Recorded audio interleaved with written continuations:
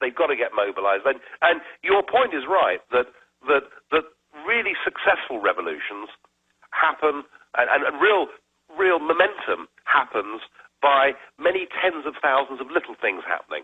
And, you know, it's people talking to each other at the golf club or in the local bar or wherever they go and meet people, or, you know, over Sunday lunch with the family. It's lots of little conversations that develop momentum and make a real difference. And I'm absolutely convinced of that.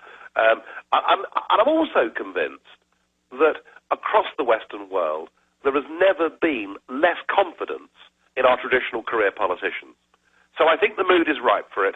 And I think that people are beginning to realize that this stuff is now affecting them directly. I mean, look, whatever they sign up to in Copenhagen next week affects every man and woman in England and in the USA, because what they're going to do is they're going to tax us more and continue to export our jobs to India and places like that. So I think this stuff is beginning to hit home. I think it's why we're beginning to win the argument.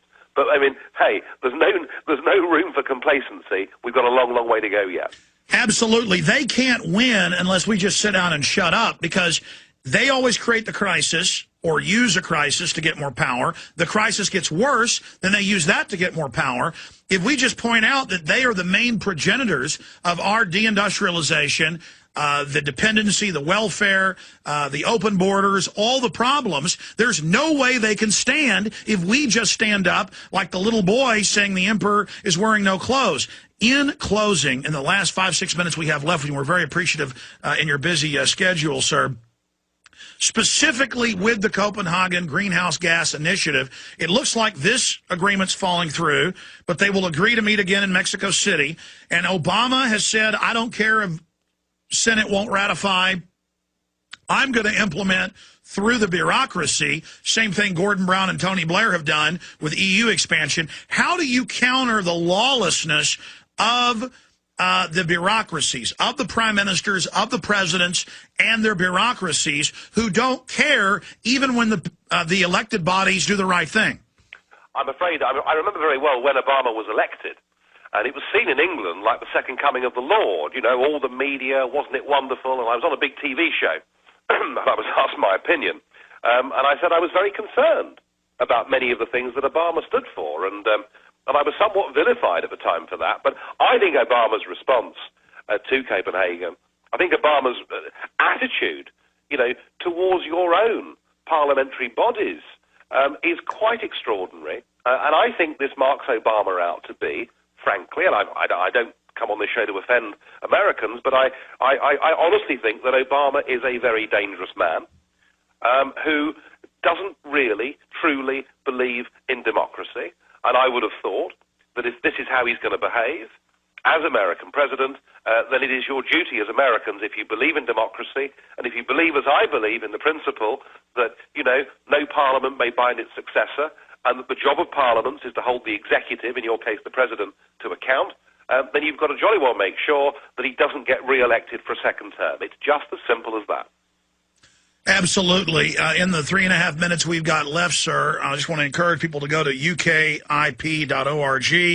ukindependenceparty.org, and learn a lot more, and certainly set up our own sovereignty groups outside of the Republicans, because just as Mr. Farage talks about both the big parties, Labor and Tories, being controlled over in England, our two parties are controlled.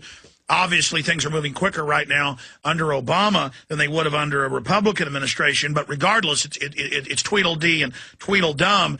Everybody needs to mobilize, as Lord Monckton's talked about, a worldwide freedom party in every nation saying we want sovereignty, we want free market, we don't want to be run by a bunch of bureaucrats. In closing, sir, any other points you'd like to make, any other information you'd like to relay about EU expansion? One question I had, I saw press reports about multiple nations are threatening to pull out of the EU.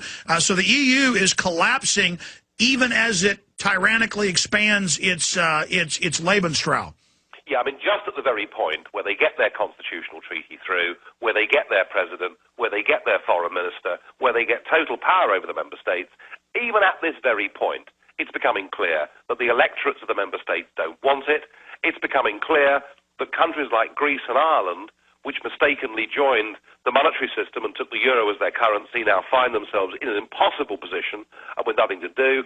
And I would just say this.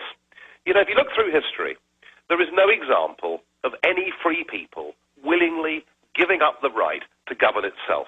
And yet what has happened to us in England is we have been betrayed by Labour and Conservative politicians successively over the last 40 years, to the point where our Parliament has become nothing more than a charade. And I will go on fighting, and I will go on standing up, because I believe that the best people to govern Britain are the British people themselves, and I want my 4 kids to grow up in a country that they can call their own. And I believe this is a great historic battle, and we are going to win this battle. Well, sir, obviously you're all over radio and TV in the UK. You don't need much of our help, but we do have a large internet audience and satellite audience in the UK. Specifically, there's a lot of folks probably never got involved in politics, but they're now. How can people help you get elected to the UK Parliament?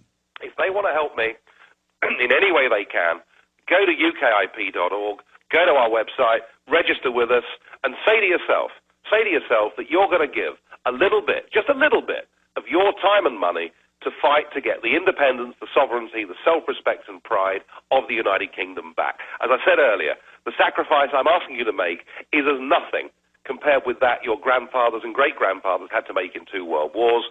We're doing this because it's right.